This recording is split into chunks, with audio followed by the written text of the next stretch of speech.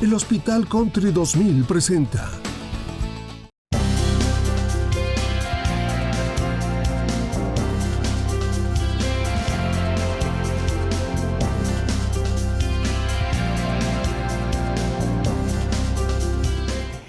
Pensado en rejuvenecer su rostro y quitar algo de piel alrededor de los ojos, pongan mucha atención a este consultorio médico. Hoy tenemos a la especialista médico cirujano oftalmólogo, la doctora Adriana Velasco y Levi, quien tiene una subespecialidad en cirugía plástica periocular. Bienvenida, doctora, ¿cómo estás? ¿Qué tal, Cari? Mucho gusto, un placer estar con ustedes. El gusto es para nosotros, para que nos platiques un poco acerca de la cirugía de párpados, pero hay que enfocarnos ahora en el párpado superior. ¿Qué es y cómo se llama esta cirugía? Mira, la cirugía de párpados, su nombre, digamos, técnico o médico, es una blefaroplastía. Como bien dices, la blefaroplastía puede ser tanto de párpado superior o como párpado inferior.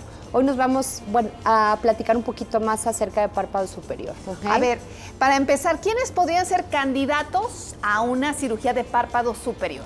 Mira, en general o la mayoría de los pacientes son personas que tienen entre 30 o 40 años, que tienen exceso de piel, que ellos han visto que se ha caído su mirada, que se ha hecho más chiquito su ojo y que quieren, como bien dijiste, rejuvenecer su mirada y tener un aspecto como más fresco, más juvenil, ¿ok?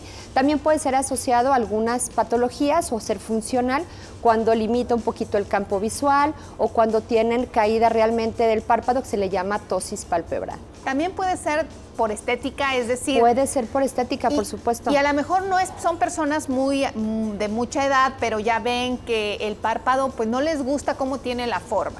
Claro, de hecho la mayoría de los pacientes que llegan al consultorio, la finalidad de esta cirugía es principalmente estética, porque hay algo que no le gusta dentro de las características de sus párpados o de su mirada, que quieren cambiar, mejorar, rejuvenecer, o simplemente la calidad de la piel que empieza a ser con un poquito más de arrugas, un poquito más laxa, mejorarla para verse y pues sentirse mejor también, ¿no? Cuando una persona decide operarse los ojos, quitarse ese plieguecito, quitarse el exceso de piel del párpado superior, ¿por cuánto tiempo, si se realiza la cirugía, va a durar ese efecto de rejuvenecimiento? Okay.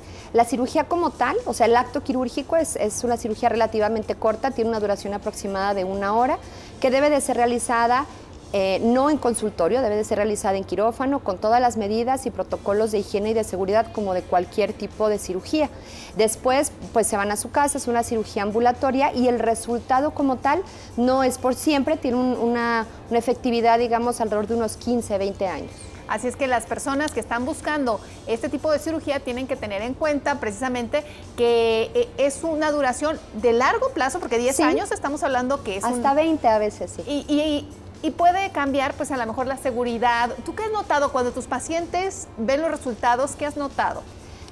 Mira, además de que regresan muy contentos, siempre tienen una autoestima más alta, ¿no? A veces, aunque pensemos que es un detalle chiquito, una piel que sobra, algo pequeño en tu mirada, los pacientes regresan con una seguridad en sí mismos que es mucho mayor de la cirugía. A veces estos detalles hacen la diferencia en cómo nos sentimos y cómo nos percibimos, ¿no? Sobre todo en pacientes que no nada más es estético, que puede llegar a ser funcional, que tienen una caída de párpado muy importante, ya sea en uno o en sus 2 ojitos, o que afecta sobre todo la simetría tanto de un lado como del otro, ¿no? O si tienen un ojo que le llaman el párpado oriental y quieren hacerse un párpado más occidental, ¿también lo pueden hacer? Claro, por supuesto. De hecho, esos son el grupo, digamos, de pacientes más jóvenes, que no tienen como tal un exceso de piel, pero que durante la cirugía, aunque se quita muy poquita piel, se puede mejorar o remodelar, digamos, esta forma del párpado, quitándole peso, quitándole grasa, reformando la parte de atrás de la piel, que es el músculo orbicular, y con eso darle una nueva forma, una naturalidad a la expresión y una apertura mayor a sus párpados. ¿Cualquier doctor cirujano puede hacer este tipo de procedimiento? Lamentablemente lo hacen, sin embargo, lo ideal es que sea un médico oftalmólogo subespecialista, que es órbita, párpados, vías lagrimales y cirugía plástica periocular, para que le podamos ofrecer a estos pacientes, a nuestros pacientes, un mejor resultado con mucha mayor seguridad y sobre todo pues tomando en cuenta no nada más lo estético, sino la funcionalidad y la salud de nuestra visión y de nuestros ojos. Que eso es lo importante, una persona que se dedica precisamente, que es oftalmólogo y además tiene la subespecialidad en cirugía plástica periocular, va a cuidar la funcionalidad, además de la estética, pero sobre todo la funcionalidad. Claro, dentro de nuestras prioridades, lo primero es el ojo, es el globo ocular, es la salud de tus ojos, es preservar la visión y después sigue la funcionalidad y hasta el último sería lo estético. Nosotros, como médicos subespecialistas, tenemos que tomar estos tres aspectos, no descuidar ninguno de ellos para que el paciente no nada más esté contento con el resultado, sino que no vaya a haber alguna complicación o alguna limitación dentro de su visión en el postquirúrgico. Porque se puede dañar, tú bien lo mencionabas, una persona que no cuida la funcionalidad, solo lo estético, podría lastimar la zona lagrimal, podría lastimar otros... O el ojo como tal. La complicación más frecuente cuando la técnica no se realiza de forma correcta es que retiran demasiada piel. Al retirar demasiada piel en el ojo abierto no se ve y a lo mejor se ve muy lisito y se ve muy abierto, pero cuando el paciente quiere cerrar el ojo, le es imposible cerrar el ojo. Se le llama lagoftalmos a esta falta de cierre palpebral. Y estos pacientes durante la noche no pueden cerrar tampoco el ojo, ni en el parpadeo de todo el día, el parpadeo reflejo, el parpadeo voluntario, ni en el cierre durante el sueño. Esto puede generar, además de un ojo seco muy severo, puede generar la presencia de úlceras, puede generar la presencia incluso de perforación ocular que llega a tener complicaciones gravísimas sobre la salud y sobre la visión. Entonces hay que tomar en cuenta estas recomendaciones. Quien haga una cirugía periocular que tenga que ver con los ojos, aunque sea estética, mejor que sea una persona que haya estudiado oftalmología, que sea un médico cirujano oftalmólogo y además con la subespecialidad en cirugía plástica periocular. Eso sería lo ideal. Si van a buscar una cirugía para los ojos, estos son los médicos especialistas. Por supuesto, y con mucho gusto estamos para atenderlos. Bueno, hay muchas técnicas ya actualmente. Yo sé que no nada más hay bisturí, también hay láser. Cuando regresemos de la pausa, vamos a hablar de estas técnicas tan avanzadas que existen ya para este tipo de cirugía de párpado superior. Ya volvemos. Con gusto. Porque sí.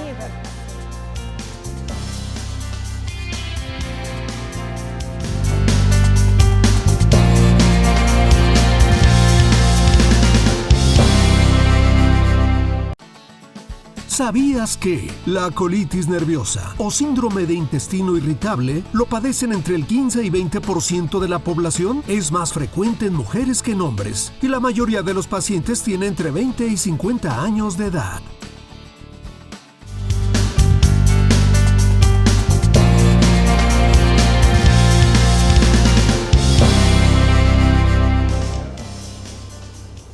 Seguimos en Consultorio Médico platicando con la doctora Adriana Velasco y Levy sobre las cirugías de párpados y sobre todo del párpado superior. Y hablábamos de que ya hay muchas técnicas para esta cirugía. ¿Cuáles son estas, Adriana? Pues mira, hablando de párpado superior, lo más nuevo para mí sería cómo entró al láser en estos procedimientos, ¿no? Hay muchos tipos de láser y hay muchos tipos de láser también dentro de uso oftalmológico, dentro de uso dermatológico, cada vez hay más tipos de láser. Entonces, digamos que concentrándonos en la cirugía de párpados, lo que más se está utilizando ahorita es el láser CO2. El láser de CO2 fraccionado puede tener dos modalidades. Uno es el fraccionado, que todos hemos visto algún video o algún paciente, ¿no? Que es estos como puntitos que se hacen, que se utiliza para hacer un resurfacing, para mejorar la piel y se puede colocar no nada más en los párpados, sino en otras zonas de la piel. Este tipo de láser CO2 tiene otra modalidad que es el no fraccionado. Es como si juntáramos todos esos puntitos en un haz de luz y este haz de luz tiene la facilidad o tiene la potencialidad de hacer un corte. Entonces, la mayoría de las cirugías actualmente o muchas de ellas pueden ser realizadas con este tipo de láser CO2 no fraccionado que corta, es como si fuera un bisturí y produce menos inflamación, menos edema, menor tiempo de recuperación y tiene además la facilidad de que corta al mismo tiempo que coagula. Entonces genera menos hematoma, menos sangrado y el paciente va a estar recuperado en mucho menor tiempo. ¿Esta es la técnica que tú utilizas sí, ahora? Sí, yo utilizo las dos, dependiendo pues del paciente y dependiendo sobre todo de lo que necesite y de lo que quiera, ¿no? No todos los pacientes son candidatos al láser CO2, ya sea fraccionado o no, así que hay que hacer una buena valoración previa para ver quién sí lo puede realizar, a quién sí podemos realizárselo y a quién no. A ver, ¿en qué pacientes está contraindicado? ¿Quiénes no podrían realizarse este tipo de cirugía? De cirugías con el láser CO2, pacientes que tengan un herpes activo, pacientes que tengan una rosácea no tratada, que puede ser leve, moderada o severa, pero que nunca le haya sido tratado o diagnosticado por un dermatólogo, y pacientes que tengan un tipo de piel muy morenito. Hay una clasificación que se llama Fitzpatrick, donde clasifica desde el tipo 1, que es como el más blanquito, el más pelirrojo, pecoso, que sería el 1, hasta el 4 o el 5, donde son pacientes con mucha melanina en la piel. ¿Okay? Este tratamiento debe de ser realizado sin problema, o puede ser realizado sin problema, en 1, 2 y 3 claritos. Ya a partir del 3, 4 y 5 tiene que haber una valoración previa y probablemente un tratamiento en la piel con cremitas hipopigmentantes desde un mes antes, porque la principal reacción adversa del láser es que haya una hiperpigmentación postinflamatoria y que al paciente estos puntitos o este corte se le pueda pintar de café, ¿okay? Con el sol y después con la inflamación. Entonces hay que tener cuidado con eso. Pero eso no quiere decir que no se lo puedan hacer. No son contraindicaciones absolutas, son contraindicaciones relativas, donde tenemos que tomar nada más en cuenta este tipo de factores para tratarlos de forma inicial y preverlos, ¿no? Siempre estar un paso adelante para evitar complicaciones de todo tipo. Por ejemplo, una persona con herpes, ¿cuál sería la complicación si le aplicas la cirugía con láser? Claro, puede ser que se le prenda el herpes y que se prenda muy fuerte, que tenga una reactivación en las zonas donde generalmente a él le aparece. Puede ser peribucal, puede ser alrededor de la nariz, o incluso hay pacientes que ya han llegado a tener láser oftálmico y que puede llegar a tener riesgo incluso en su visión. Entonces es muy importante hacer una valoración, y si estos pacientes han tenido estos cuadros herpéticos, hay que darles ciclos de antiviral, generalmente aciclovir, 5 días antes previo al procedimiento y después hasta 5 o 10 días después del procedimiento, pero no es una contraindicación absoluta para realizar. O sea, se puede llevar el tratamiento y se puede realizar con láser su cirugía. Por supuesto. Para las personas que tienen rosácea, ¿qué hay que hacer? Tienen que tener un tratamiento con el dermatólogo. Yo me apoyo mucho con otros médicos subespecialistas. Claro, es importante siempre trabajar en equipo para tener un mejor resultado y que al paciente le vaya mejor, ¿no? Entonces, en este caso, por ejemplo, en pacientes con acné, pacientes sobre todo con rosácea, que pueden inflamarse mucho con el láser, si llevan un tratamiento previo con el dermatólogo, no hay ningún problema. Y generalmente la zona periocular, la zona alrededor del ojo, es una zona muy noble, donde tratándola de forma adecuada les va muy bien a los pacientes. ¿Hay alguna otra contraindicación médica o cómo preparas tú a un paciente para una cirugía de este tipo? Les damos cremitas hipopigmentantes desde un mes antes, entonces el paciente debe de colocarse antes de acostarse cremitas que lo preparan para mejorar la inflamación y sobre todo para evitar que se prenda esta melanina de nuestra piel y que nos genere las manchitas postinflamatorias. Se verían como unos puntitos o una área más oscura alrededor de los ojos donde le fue aplicado el láser o en las zonas del corte. Si tienen alguna otra enfermedad, diabetes, hipertensión, sí. alguna otra... Claro, súper importante, no solo para el tratamiento con láser, sino en realidad para cualquier tipo de cirugía, ya sea cirugía de párpados, ya sea cirugía de nariz, cualquier tipo de cirugía, es muy importante que el paciente haga exámenes de laboratorio donde verifiquemos que se encuentren las condiciones necesarias para poder realizar el procedimiento, ¿no? Entonces, pacientes hipertensos tienen que tener un buen control de su hipertensión, pacientes diabéticos de su glucosa, pacientes con enfermedades autoinmunes, que puede ser artritis, puede ser psoriasis, pueden ser un montón de enfermedades como tal, tienen que tener estos tratamientos de base y estar bien controlados para que en el momento de la cirugía, cualquier cirugía es un trauma, es una agresión a la piel, entonces a la piel y al cuerpo, entonces puede bajar nuestras defensas y podemos tener pues infecciones o que no nos vaya bien, que estemos muy inflamaditos, que haya dehiscencias. Si tomamos en cuenta todos estos factores y metemos al paciente a cirugía en condiciones mejores sistémicas, siempre le va a ir mejor al paciente, sin importar si es cirugía de párpados o cualquier otro procedimiento. Entonces, estas valoraciones y estos exámenes de sangre son extremadamente importantes. Y por supuesto que cuando alguien decide hacerse una cirugía, la blefaroplastia, ¿cómo es? Blefaroplastía. Blefaroplastía. Les cuesta mucho trabajo a los pacientes. Parece trabalengua. Sí. Tiene que ser en un hospital, en un quirófano, no puede ser en un consultorio, en un área ambulatoria. No, de preferencia pues no, hay muchos cirujanos han optado por hacerlo en consultorio, aunque la verdad no tienen ni las medidas ni de esterilidad, ni de control, ni de monitorización para el paciente. Esto debe de ser considerado como cualquier otro procedimiento quirúrgico y debe de ser realizado en hospital para que el paciente esté cómodo, para que no le duela, para que esté con un anestesiólogo que le dé tratamiento para el dolor, para poderle pasar medicamentos por la vena, para que esté tranquilo, para prevenir infecciones y para que todo el acto quirúrgico se genere en un medio lo más estéril posible, lo cual en un consultorio pues no se puede llevar a cabo, ¿no? Entonces podremos entrar al hospital, 1 hora de cirugía, ¿nos quedamos esa noche o podemos salir en la tarde? 100% ambulatoria. De hecho, si entras por la mañana, sales a mediodía. Después de la cirugía pasan a un área de recuperación donde depuras, metabolizas un poquito más el anestésico y ya que estás despierto, de hecho, les damos una gelatinita, un juguito para que despierten, que lo toleren y cuando ya están mucho más despiertitos se pueden ir a casa sin problema. Es una cirugía 100% ambulatoria. Pues cuando regresemos vamos a hablar también de estas complicaciones que pueden surgir con las cirugías del párpado superior, para no meterme en complicaciones. Sí. Cuando regresemos hablaremos de todas estas complicaciones. Con mucho gusto, Cari. Es un placer estar contigo. Gracias.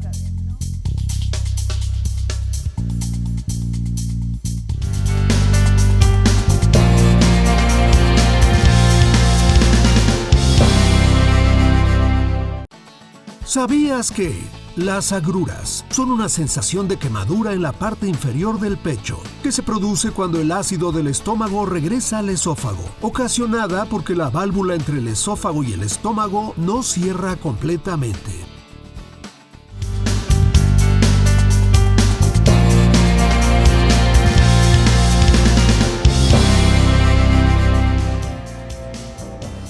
Seguimos hablando de las cirugías de párpado con la doctora Adriana Velasco y Levi. Ella tiene la subespecialidad en cirugía plástica periocular, además de ser médico cirujano oftalmólogo. Pero vamos a ver, si una persona se hizo ya la blefaroplastía y regresa 10 años después, que ve que todavía pues ya regresó el párpado otra vez caído, ¿qué le recomiendas? ¿Volver a entrar a quirófano a hacerse otra blefa? Mira, hay que tomar en cuenta y es muy importante notar la posición de la ceja, porque durante esos 10, 15 años que el paciente estuvo contento con su cirugía de párpados, hay otras áreas de la cara que siguen pues tomando años, que siguen envejeciendo y sobre todo la posición de la ceja puede verse afectada, ¿ok? Empieza a haber más laxitud a nivel del músculo frontal, empieza a haber más laxitud a nivel de los tejidos que están por arriba del ojo y por arriba de la ceja y esto causa una caída, una ptosis que se le llama, también de la ceja, sobre todo del tercio externo. El paciente entonces nota que la bléfaro ya no le gusta, ya no le luce, empieza a tener aquí otra vez un pliegue, sobre todo en la porción más lateral. Y aquí lo que tenemos que hacer, en vez de seguir recortando y recortando y recortando el pobre párpado, lo que hay que valorar y lo que hay que hacer generalmente es un levantamiento o una reubicación de la misma ceja, que levantándola vamos a tener otra vez un resultado bonito, una piel lisita, que no tenga excedente de piel y una mirada otra vez que se abra. Entonces, en un retoque 10, 15, 20, 25 años después, no siempre es otra vez el párpado. Hay que revisar las estructuras adyacentes, muy frecuentemente la posición de la ceja, para volverla a reubicar y volver a reposicionar estos tejidos del tercio superior de la cara. ¿En algún momento es mejor, en lugar de la blefa, hacer el levantamiento o reposición de ceja, que a lo mejor tú digas, no, es que no es el exceso de piel, ¿no? Sí, puede pasar y esto pasa en pacientes de una edad un poquito más avanzada. O sea, pacientes de 20, de 30, de 40 años tienen una posición de la ceja correcta y entonces la cirugía de párpados es realmente de párpados. Pacientes de 50, 60, 70 o más años, lo que llegan ya es con una caída, no nada más del párpado, sino de la ceja. Entonces, por supuesto, ahí desde el primer tiempo quirúrgico, con una buena valoración, se debe de corregir no nada más la piel del párpado, sino también la porción más superior en un primer tiempo quirúrgico. O sea, sea, hacer todo en uno para que el paciente tenga mucho mejores resultados y sobre todo cuando son pacientes ya sea hombres y mujeres, porque de los dos, o sea, hay los dos y los dos se operan. De hecho, la caída de ceja es mucho más frecuente en hombres más que en mujeres y se hace de forma también muy frecuente y los dos pueden beneficiarse de estos procedimientos combinados para mejorar y buscar el resultado. ¿Cuál es el abordaje de reposicionamiento de ceja? ¿Por dónde es? Hay varios, ¿ok? Entonces, hay un abordaje que es coronal, que es hasta acá arriba. Ese yo ya no lo hago porque ya no está dentro de mi área de especialidad como tal, digamos. Entonces, el del abordaje superior y coronal se hacen algunos cortes y se hace un levantamiento de frente y de ceja. Hay levantamientos de ceja que pueden ser directos también. Se hace un pequeño corte por arriba de la ceja, se levanta y se reposiciona el paquete graso y la piel como tal, y hay abordajes también temporales que pueden ser por delante del nacimiento del pelo, del cabello, o pueden ser escondidos dentro de este. Entonces, esos serían los abordajes principales. Ahora, hay un abordaje muy lindo que a mí me gusta mucho, cuando la posición de la ceja no está tan caída, pero sí hay que darle un levantoncito y hay que reubicarla, y es el abordaje transblefaroplastia, y de ese no habíamos platicado. Entonces, se hace el abordaje del abléfaro, de la cirugía de párpados como tal, y por ese mismo abordaje me subo a la ceja y reposiciono los tejidos blandos que están caídos y que hacen que jale la ceja hacia abajo. No es un levantamiento muy importante, no se puede levantar tanto la ceja, es un levantamiento muy sutil, pero que hace que además a través de los años la ceja no se siga cayendo y que entonces el paciente de 10, 15 años siga estando muy contento con este reposicionamiento y reubicación de la ceja por dentro sin generar otros tipos de incisiones, otro tipo de cicatrices que pueden llegar a verse, y al mismo tiempo se hace la cirugía de párpados o blefaroplastia. La recuperación de estos pacientes que se hacen una cirugía de párpados, ¿en cuánto tiempo van a ver ya resultados? Pues mire, la recuperación se divide como en varias partes, ¿no? Yo les recomiendo a los pacientes que durante los primeros 3 días no hagan esfuerzos, no suben y bajen escaleras, no carguen cosas pesadas, no se agachen, son 72 horas. Y esto es para limitar el hematoma, para limitar el moretón y la inflamación. A partir del 4.º día el paciente puede estar haciendo casi todas sus actividades, excepto obviamente ir al gym o ir a una alberca, levantar pesas, todo esto no, pero puede manejar, puede ir al coche, puede hacer incluso actividades laborales, de oficina, por ejemplo, que no sea alguna actividad física, y los puntos se retiran más o menos en el día 10. Al 10.º día se retiran los puntitos y ya puede reiniciar su vida de forma normal. ¿Cuándo se borran las cicatrices? Eso es importante, ¿no? Eso es muy importante. Más o menos se tarda un poquitito más, puede ser hasta unas 8, 12 semanas que se borren por completo estas cicatrices. Pero la vida del día a día puede llegar a ser completamente normal a partir de la 2ª semana. Siempre acudan con un médico especialista, a la doctora Adriana Velasco Levy. Ella es doctora Adriana Velasco y Levy. Ella es médico cirujano oftalmóloga con subespecialidad en cirugía plástica periocular. La encuentran en el Hospital Country 2000. Con mucho gusto, ahí nos vemos y bueno, estamos atentos para cualquier pregunta, para cualquier duda y por supuesto para atenderlos. Muchísimas gracias, nos vemos en el próximo consultorio médico. Gracias por la invitación. Gracias.